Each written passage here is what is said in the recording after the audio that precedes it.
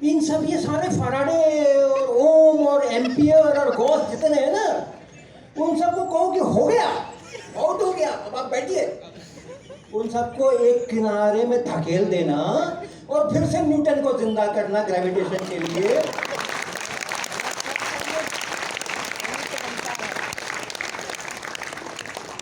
अरे पहले 3 साल में मैं मालिक था कि मैं कब क्या पढ़ूंगा, किस दिन पढ़ूंगा, दिन में पढ़ूंगा, रात में पढ़ूंगा, शाम को पढ़ूंगा, कब मैं बायोलॉजी पढ़ूंगा, कब मैं केमिस्ट्री पढ़ूंगा, कब मैं लिटरेचर पढ़ूंगा, मैं मालिक था। और मैंने उस मॉडल में जी करके दिखाया 3 साल, जब तक कि आपने मुझे स्कूल में नहीं डाला, कि ये कितना सक्सेसफुल मॉडल था।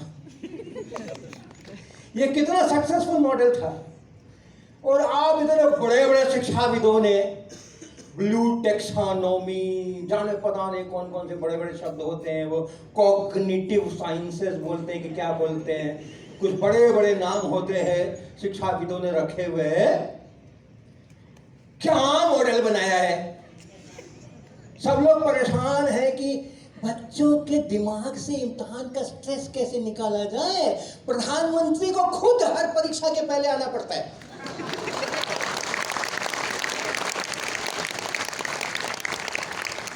प्रधानमंत्री को हर बार, हर साल परीक्षा के पहले आ करके थोड़े हंसी मजाक करके और ये करके वो करके बच्चों को उस स्ट्रेस से बाहर निकालने की कोशिश करनी पड़ती है। क्या ये मॉडल बना दिया भाई।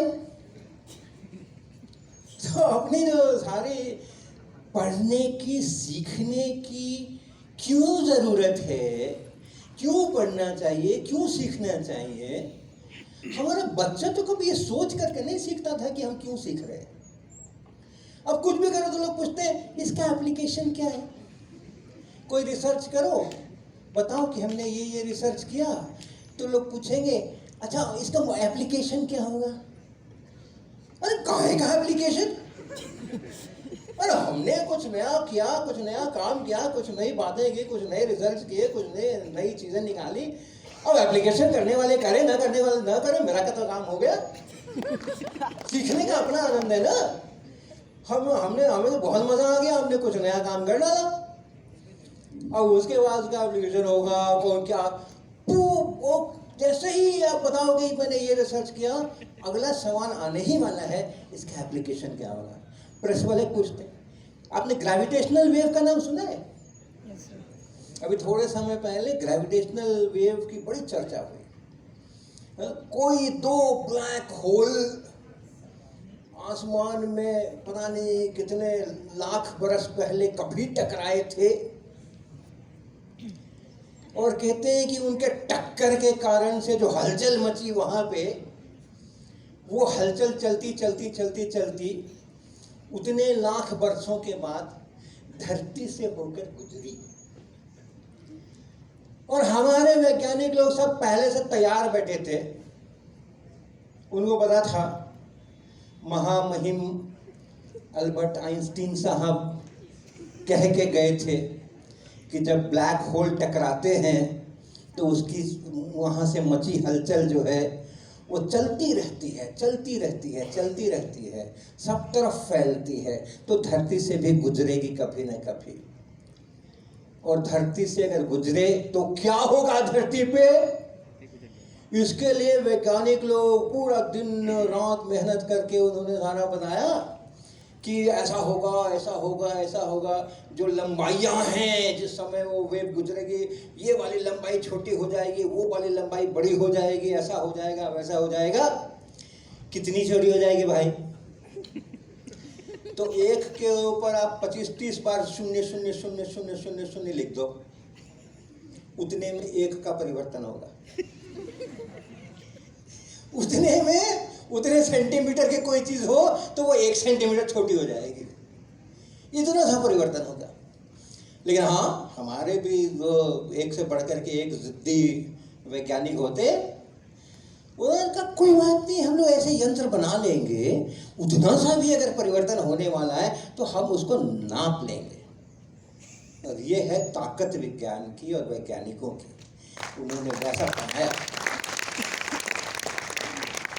वैसे यंत्र उन्होंने बनाए, लेबोरेटरी तैयार रखी, ऑल द टाइम ऑन, है ना, वो क्या कौन सा कैमरा बोलते हैं, CCTV camera, all the time on, कभी भी कोई घुसा तो रिकॉर्ड में मिल जाएगा, रिकॉर्ड हो जाएगा उसका, ऑल द टाइम ऑन करके कहीं तो कोई ब्लैक होल टकराया होगा, कभी तो कोई वहां से हलचल चली होगी, कभी तो हमारे यहां से गुजरेगी। और एक दिन आ गया, बड़े दिनों के बाद गली में आज चांद निकला।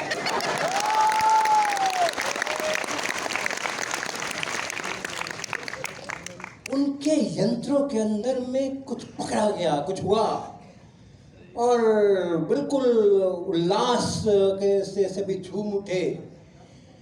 सारी एनालिसिस हुई, पता चला, और याद नहीं मुझे कितने 15 लाख साल पहले, 20 लाख पहले, या और 100 लाख साल पहले, उस समय तो याद था जब ये सारी चर्चाएं हो रही थी, तो ब्लैक होल टकराए थे, उनकी हलचल अब पहुंची है यहाँ, इतनी दूर टकराए थे वो, अब पहुंची है यहाँ।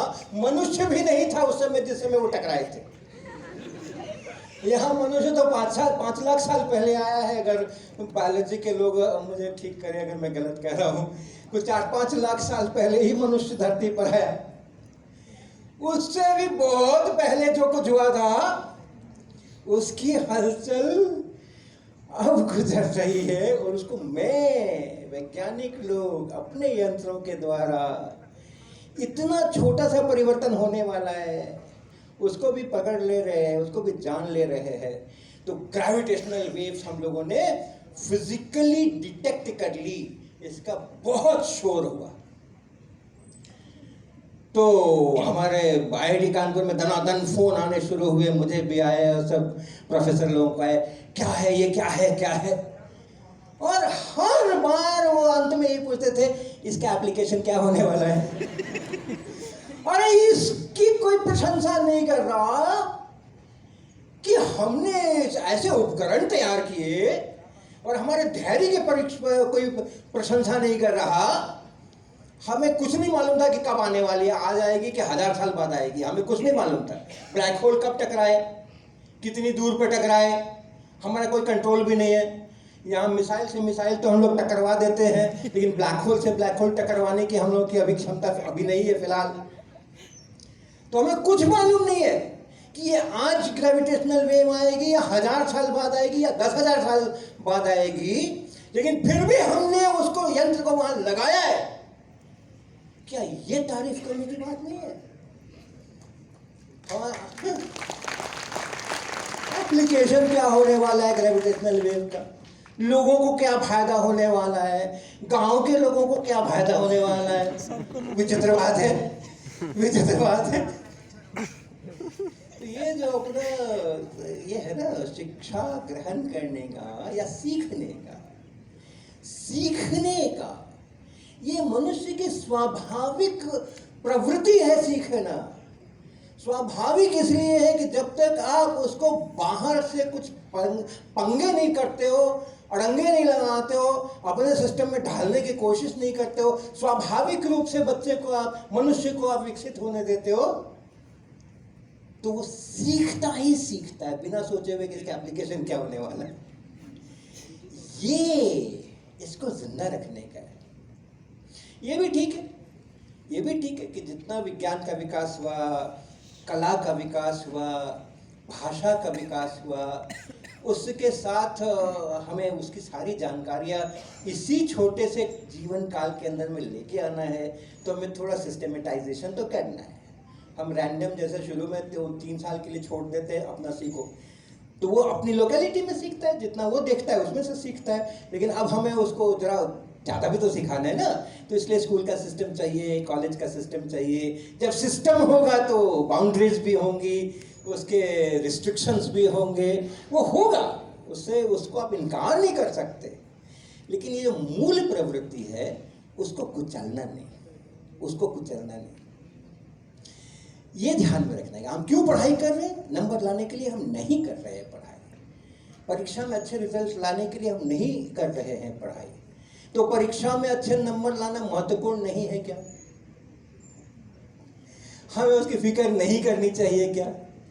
जरूर करनी चाहिए, जरूर करनी चाहिए।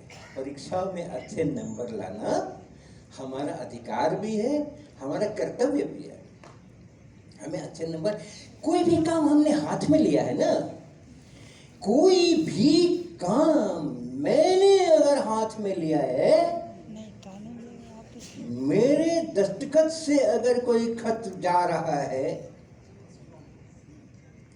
उस खत के मजमून में एक नुक्ते की भी गलती नहीं होने दूंगा मैं।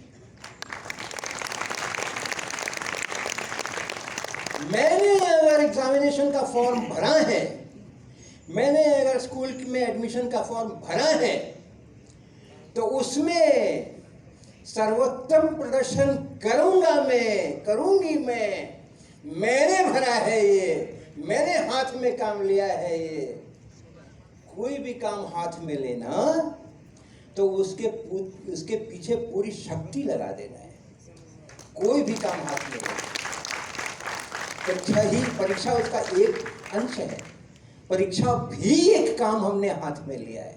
कोई भी काम हाथ में लेना तो उसके पीछे पूरी शिद्दत के साथ उसके पीछे पड़ जाना है और उस काम को सर्वोत्तम आकार दे करके छोड़ना है। थोड़ी सी भी उसके अंदर में कोताही नहीं करनी है। इसलिए हमें परीक्षा में अच्छे नंबर लाने ही लाने हैं, गलत नहीं करना है।